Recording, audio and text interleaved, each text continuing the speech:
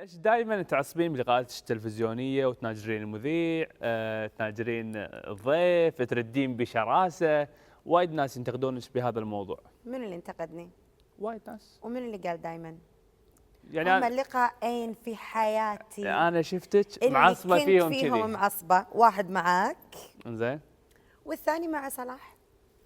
صالح عفوا، لا انزين. هم غلط بس بيذبحني ببرنامجه واقول له فالح انت شو اسمك اليوم؟ فالح شو اسمك؟ والحين هم غلط فيه. انا اسفه اخوي صالح، انا مو عصبيه انزين. ولا اتعمد. ايضا مع علي نجم كنتي عصبيه في لا الردود. لا ابدا، بالعكس. انا شايف اللقاء. انت شايف اللقاء؟ انت شايف على انا إذاعة شلون؟ مارينا فن؟ لا حرام عليك، ما كنت معصبه كلش. هو اشتكى لك علي نجم؟ لا انا شفت الموضوع وشفت انه قاعد انت يهديك. تشوف شيء لان انت في عندك مشكله مع هند البلوشي. لا شوف، لا صدقني عندك مشكله مع زين. هند البلوشي.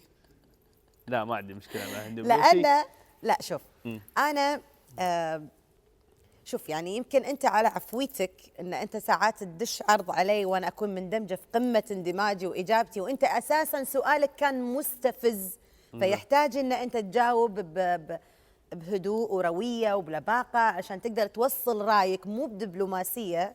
شوف زين. انا لوين معاك عشان لا تجيني من هناك. زين. بس كنت وايد تنرفزني يا احمد، ما ابي اقول. زين، ليش مو متعوده على الصراحه؟ لا بالعكس، انا طول عمري صريحه. زين. انا عدوي اقول له انت عدوي، ما زين. احبك كذي. سؤال يا يجي المذيع يطلع تصاريح للفنان سابقه، في ليش الفنان يزعل؟ انا ما شوف، انا ما نكرت. لو ترد تطالع لقائي معاك ما نكرت ولا تصريح، لكن لما دخلنا في فقره السوشيال ميديا ما ادري شنو او شيء هذا راي الجمهور لازم تحملينه. مو راي انت لما تيجي تقول في احد من الجمهور قال. شوف هو في يعني اسلوب، في ناس ما بقول اساميهم، في لازم اقول طريقه. اساميهم. لا مو اسم، في اسلوب، في دلاله الفاظ.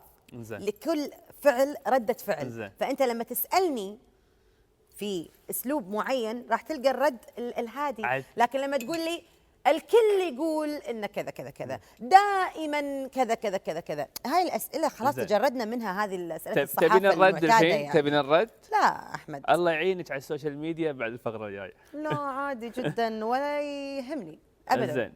اذا انت لا منفعله ولا متنرفزه باللقاءات ولا عصبيه؟ شوف امانه انا ما انكر في اسئله مبلا تخليني انفعل، انا انسانه بالنهايه. شوف احمد، انا عفويه، انا على طبيعتي، لا اعرف اتسمر واقعد ما احرك الا راسي واقول لك كذي ما اعرف امثل عليك، يعني انا بطبيعتي. انزين. لما انت تضحكني راح تلاقيني اضحك، لما انت تعصبني راح تلاقيني اعصب، بس هم عصبيتي ما راح تتعدى قله الادب. يعني انا في غضب لكن في حدود الاخلاق والادب، وما اجرح.